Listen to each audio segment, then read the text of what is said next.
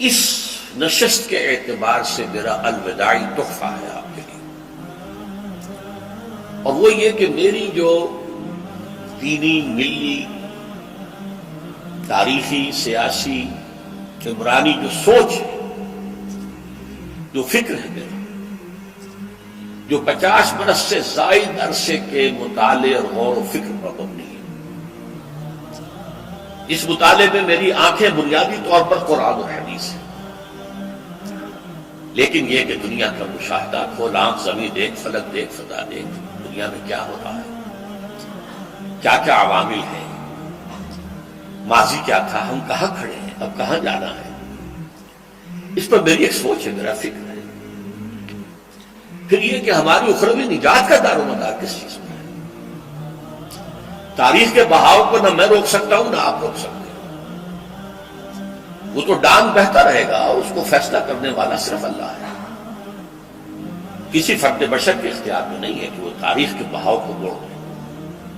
ہاں، محمد رسول اللہ نے موڑا تھا صلی اللہ علیہ وسلم، لیکن یہ ہے کہ ہم اس تاریخ کے بہاؤ میں تنکوں کی طرح بہتے چلے جائیں، یا یہ کہ ہمیں کچھ کرنا ہے۔ اس اعتبار سے میں اپنے فکر کا خلاصہ آج آپ کی خدمت میں پیش کروں گا، وہ میرا اس سلسلہ اجتماعات کے اعتبار سے الوداعی تحفہ ہوگا۔ اب میں آغاز کر رہا ہوں۔ پہلی بات، اس سبب میں 3 باتیں مجھے کہنی ہیں۔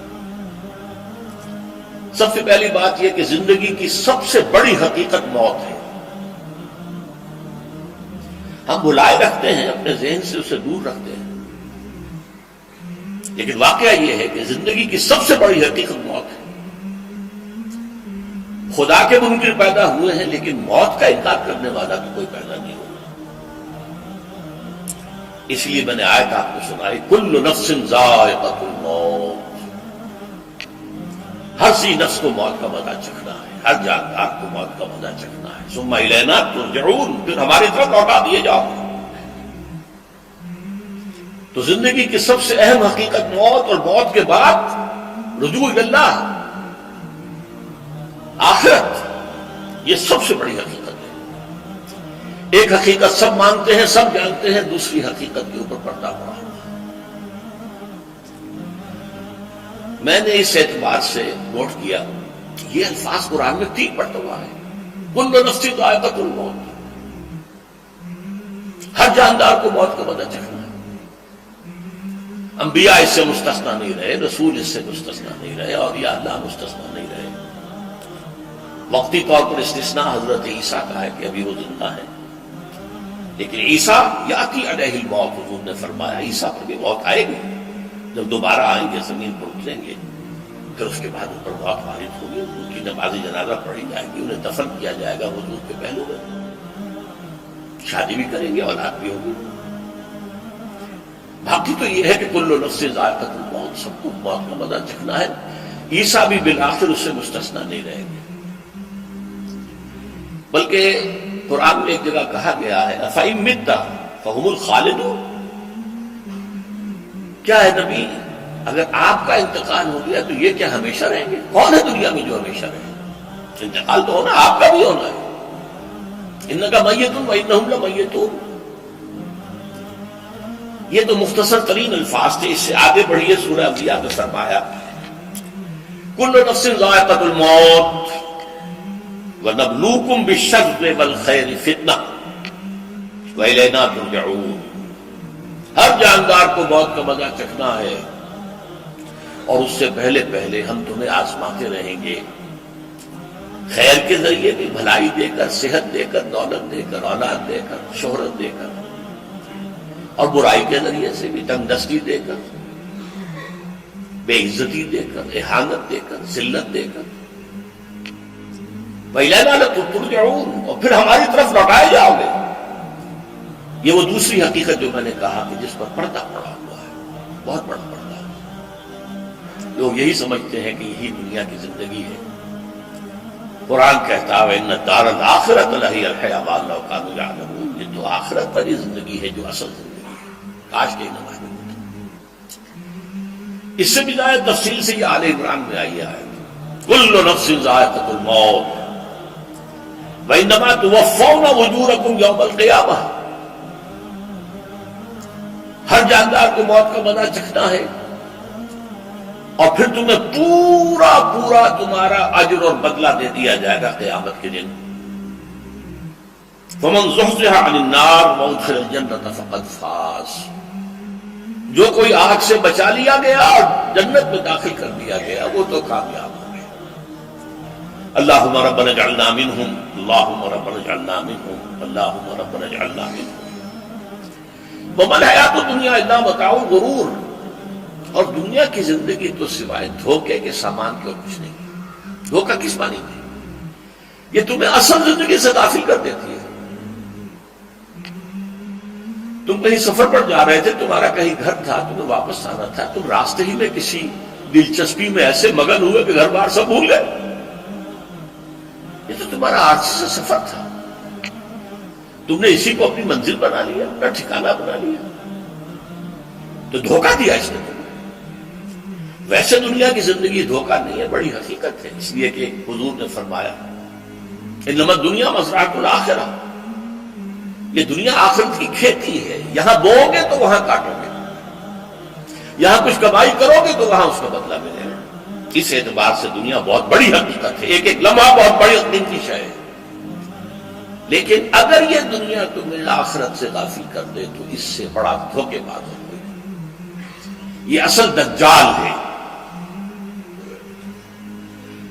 میں نے تقریباً 60 برس کی عمر کو جب میں پہنچا تھا تو موت کا انتظار شروع کر دیا تھا۔ میرے قریبی احباب کو معلوم ہے، میں کہتا رہا، یہ بھی کہتا رہا کہ بھائی میں اپنے حصے کا کام کر چکا، جتنی صلاحیت اللہ نے دی تھی، جتنی بھی میرے اندر استعداد تھی، میں اس کو بھرپور طریقے پر استعمال کر چکا۔ دم واپسی برسر راہ ہے عزیز و اب اللہ ہی اللہ ہے، یہ میرا معاملہ رہا ہے 60 برس کی عمر سے۔ اس کے بعد اللہ نے مزید 14 برس دیے ہیں، یہ نافلۃ لک کے درجے میں کہتا ہوں، اس کا اللہ کا عطیہ خصوصی ہے، نفل ہے، ہمیشہ کہتا رہا۔ مسنون زندگی تو 61 برس ہے ہمارے حساب سے۔ علامہ اقبال کے بارے میں سنا ہے کہ رویا کرتے تھے کہ میری عمر حضور کی عمر سے زیادہ نہ ہو، وہ 6 مہینے کم ہی رہی ہے حضور کی عمر سے۔ جو حضور کی عمر تھی وہی حضرت ابو بکر کی، وہی حضرت عمر کی، وہی حضرت علی کی۔ ہاں، حضرت عثمان 82 برس کے ہوئے ماشاءاللہ۔ پھر یہاں کے مجددین میں سے وہی عمر حضرت شیخ احمد سرندی کی، وہی شاہ ولی اللہ دہلوی کی۔ ہاں، شیخ عبدالحق محدث دہلوی رحمۃ اللہ علیہ 82 برس کے ہوئے۔ لیکن یہ میں کہا کرتا تھا مسنون عمر تو 61 برس ہے، جسے ہم 63 کہتے ہیں، وہ اصل میں ہمارے حساب سے 61 بنتا ہے۔ وہ 63 قمری ہے، جو 9 دن کم ہے، قمری سال جو ہے وہ شمسی سال سے۔ بہرحال میں اس وقت سے منتظر تھا، لیکن جو بھی وقت اللہ نے دیا ہے اللہ کا شکر ہے، وہ مفید کاموں میں لگا ہے۔ ان میں خاص طور پر میں سمجھتا ہوں کہ اللہ کا مجھ پر سب سے بڑا احسان، اور مجھے پر نہیں، بہت بڑے پیمانے پر لوگوں پر جو احسان ہوا ہے، وہ میرا 1998 کا دورہ ترجمہ قرآن ہے جو کراچی میں ہوا تھا۔ 1998 کے مارچ میں میرا بڑا آپریشن ہوا، دونوں گھٹنے تبدیل کیے گئے، لیکن 98 کے آخر میں، حالانکہ میں چل نہیں سکتا تھا، کراچی میں مسجد جو ہے اونچی ہے، دوسری منزل پر ہے، تو خاص ریمپ بنایا گیا جس کے ذریعے میں ویل چیئر پر مجھے لے جایا جاتا تھا۔ میں نے درس دیا۔ اس درس کی گزشتہ چند سالوں سے پوری دنیا میں جو گونج ہوئی ہے اللہ کے فضل و کرم سے، اللہ کوئی حکمت خداوندی اس کے ساتھ وابستہ ہے۔ اس میں میرے کسی کام کو دخل نہیں ہے، میری کسی کوشش کو دخل نہیں ہے۔ میں نے تو جو درس میں دیتا آ رہا تھا سن 85 سے دورہ ترجمہ قرآن، البتہ یہ بات ضرور ہے کہ میں نے محسوس کیا تھا کہ سن 98 کے اس درس میں دورہ ترجمہ قرآن کے مجھے خصوصی انشراح حاصل تھا۔ میری ساری گفتگو کا حاصل کیا ہے؟ دیکھیے، نظریاتی تحریکوں کا تعلق اشخاص سے نہیں ہوتا، ٹھیک ہے، کوئی اس کا داعی ہوتا ہے، کوئی اس کا مؤسس ہو جاتا ہے، کوئی اس کا آغاز کرنے والا ہوتا ہے، لیکن نظریاتی تحریک افراد سے وابستہ نہیں۔ افراد آتے چلے جاتے ہیں اپنا اپنا حصے کا کام کر کے، جس کو جتنا مقدر ہے، جس کی جتنی اللہ تعالیٰ کی طرف سے توفیق ہے، وہ اپنا کام کرے گا، چلا جائے گا۔ یہ چمن یوں ہی رہے گا اور ہزاروں جانور اپنی اپنی بولیاں سے بول کر اڑ جائیں گے۔ مبارک ہیں وہ لوگ جنہیں قرآن کی بولی بولنا نصیب ہو جائے۔ وَإِنْ يَحْسَبُ أَنِّي مِنْهُمْ، مجھے گمان ہے، اللہ کا فضل ہے کہ میں ان میں سے ہوں، میں نے قرآن کی بولی بولی ہے، اور قرآن مجید کو جیسا کہ وہ ہے ایز اٹ از، اپنے کو مذمومہ خیالات، اپنے کوئی ذہن سے زائدہ نظریات کو میں نے اس میں دخل نہیں دیا۔ اس سے انگریزی میں آپ آبجیکٹیولی کہتے ہیں، خالص معروضی طور پر قرآن کو پڑھا، قرآن کو قرآن سے سمجھائے، یا پھر سیرت رسول سے سمجھائے۔ میں لفظ سنت کی بجائے سیرت استعمال کر رہا ہوں۔ قرآن مجسم حضور تھے صلی اللہ علیہ وسلم، اور حضور کی سیرت اور حیات جو ہے وہ قرآن مجید کی اصل تفسیر ہے۔ یہ حقیقت بھی بہت کم لوگوں کے علم ہے۔